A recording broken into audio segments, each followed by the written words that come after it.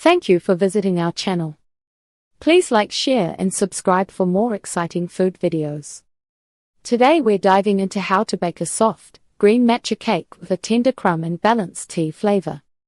A slice of bright green cake with a soft, tender crumb feels like sunshine in pastry form. The color draws you in, the aroma hints at warm vanilla and grass after rain, and the flavor whispers tea, cream, and a light sweetness. This video gives you a beginner-friendly matcha cake that tastes clean and balanced. You will get the flavor notes you expect: grassy, creamy, lightly sweet, with a fine crumb that stays moist. You will also get a clear path, the ingredients that matter, a simple step-by-step method, frosting and decor ideas, and fast fixes if things go sideways.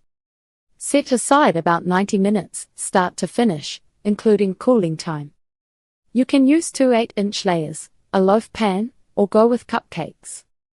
Matcha has a small amount of caffeine, so keep that in mind for kids or late-night dessert. Along the way you will see how to make matcha cake, the best matcha for baking, and tips to keep matcha cake green so it looks as good as it tastes. Matcha cake basics: flavor, color, and the right tea powder. Matcha starts as shade-grown green tea. Farmers cover the plants before harvest, which boosts chlorophyll and amino acids. The leaves are steamed, dried, and stone ground into a very fine powder. Unlike brewed tea, you eat the whole leaf, so flavor and color are both bold in baked goods. In cake, matcha brings grassy notes with a soft nutty edge. Sugar, fat, and dairy round out any bitter bite and smooth the finish. The right balance lands on creamy and mellow, not sharp or flat. Freshness matters for both baker and cake, since older matcha fades to olive and tastes dull. Ceremonial and culinary grades both come from the same plant, but they suit different users. For baking, a fresh, vibrant culinary grade wins. It gives strong color and flavor without spending on high-priced ceremonial powder. Keep your matcha cold and sealed so it stays bright from first bake to last. Green color can brown in the oven if the heat runs high, the pan is dark, or the matcha is old. Gentle heat, enough acidity, and quick cooling help keep the crumb vivid. Think of it like keeping basil bright in pesto. Freshness and a cool touch make all the difference. Store matcha powder in an airtight container in the fridge, or the freezer if you bake only once in a while. Keep it away from light and moisture. Use it within a few months of opening for the best color and aroma. What is matcha and how it flavors cake? Matcha is shade-grown green tea ground to a fine powder.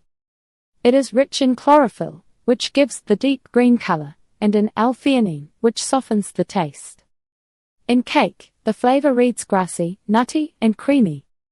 It pairs well with vanilla, white chocolate, citrus, and berries.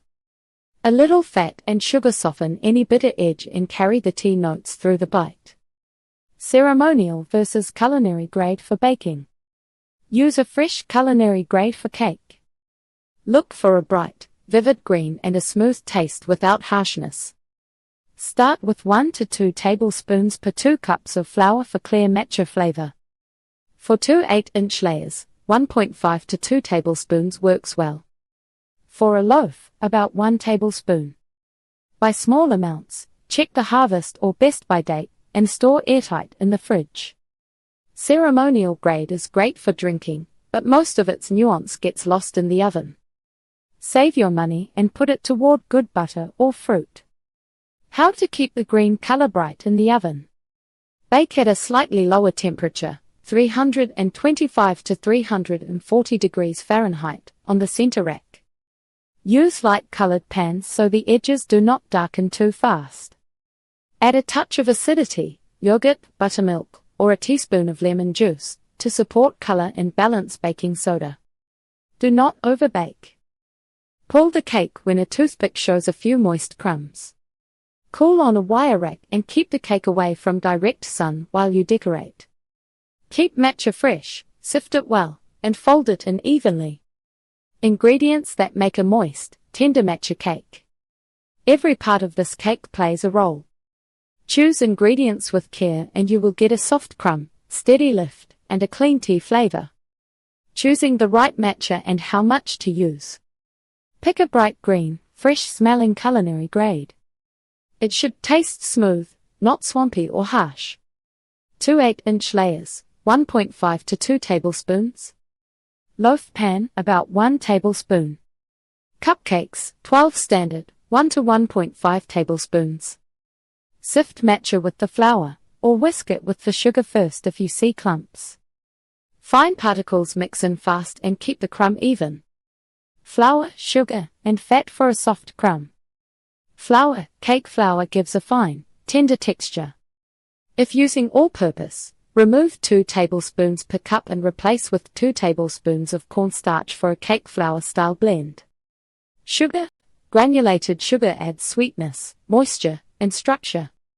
It also helps aerate the batter during creaming. Fat. Butter adds rich flavor, oil adds extra softness. A half butter, half oil mix gives the best of both, great taste with a plush crumb. Milk or yogurt, and why a little acidity helps. A bit of acid keeps matcha bright and balances leavening. Buttermilk or yogurt tenderizes the crumb and supports a clean green color. No buttermilk at home? Use milk plus 1 teaspoon lemon juice or vinegar per cup. Let it sit 5 minutes before adding. In the next video we'll explore frosting and decoration ideas to let that bright green color shine. Stay tuned for part 2. Thank you for watching. Please remember to like, share and subscribe.